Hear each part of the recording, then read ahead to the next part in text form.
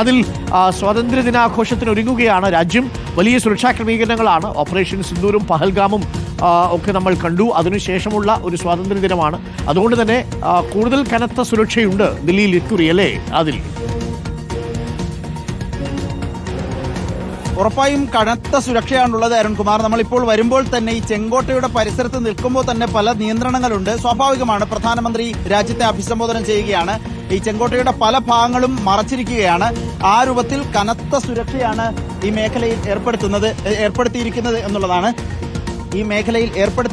എന്നുള്ളതാണ്.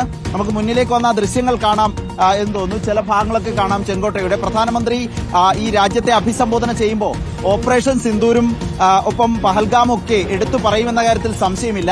രാജ്യം ഓപ്പറേഷൻ സിന്ദൂരിലൂടെ ലോകത്തിന് വലിയൊരു ഇന്ത്യയുടെ കഴിവും പ്രതാപവും കാട്ടിക്കൊടുത്തു എന്ന് പ്രധാനമന്ത്രി ആവർത്തിച്ചു പറയുന്നതാണ്. ദില്ലിയിൽ കനത്ത സുരക്ഷ ഏർപ്പെടുത്തിയിരിക്കുന്നു. പ്രധാന ചടങ്ങുകൾ നടക്കുന്ന ചെങ്കോട്ടയിൽ പരിസരത്തുമൊക്കെ ഇപ്പോഴും സുരക്ഷാ ഏജൻസികളുടെ പരിശോധനയുണ്ട്. ഒരു റൗണ്ട് പൂർത്തിയാക്കിയിട്ടുണ്ട്. ഇന്നലെ മോക്ക് ഡ്രില്ലുകൾ പൂർത്തിയാക്കിയിരുന്നു. വിമാനത്താവളങ്ങളിലും റെയിൽവേ സ്റ്റേഷനുകളിലും ബസ് സ്റ്റാൻഡുകളിലും കൂടുതൽ സുരക്ഷാ ജീവനക്കാരെ വിന്യസിച്ചിരിക്കുകയാണ്. 10,000 സുരക്ഷാ ജീവനക്കാരെ അധികമായി വിന്യസിച്ചു എന്നുള്ളതാണ് നമുക്ക് മനസ്സിലാക്കാൻ കഴിയുന്നത്.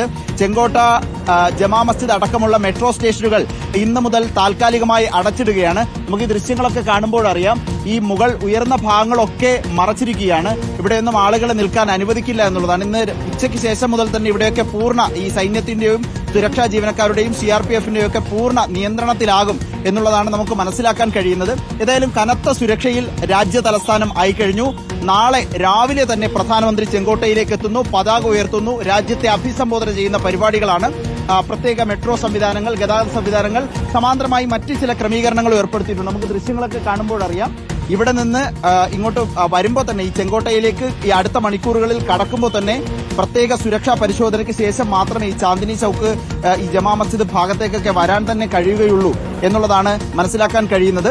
10,000 അധിക സുരക്ഷാ ജീവനക്കാരെ വിന്യസിച്ചിരിക്കുന്നു എന്നുള്ളതാണ് ദില്ലി പോലീസ് അറിയിക്കുന്നത്. ഏതായാലും കനത്ത സുരക്ഷയിലേക്ക് രാജ്യം മാറിക്കഴിഞ്ഞിരിക്കുന്നു. രാജ്യം 79ാമത് സ്വാതന്ത്ര്യ ദിനം ആഘോഷിക്കുകയാണ്. നാളെ പ്രധാനമന്ത്രിയുടെ രാജ്യത്തെ അഭിസംബോധന ചെയ്യുന്നതിനായി കാത്തിരിക്കുകയാണ് രാജ്യം. അരുൺകുമാർ. ഓക്കെ, അതിൽ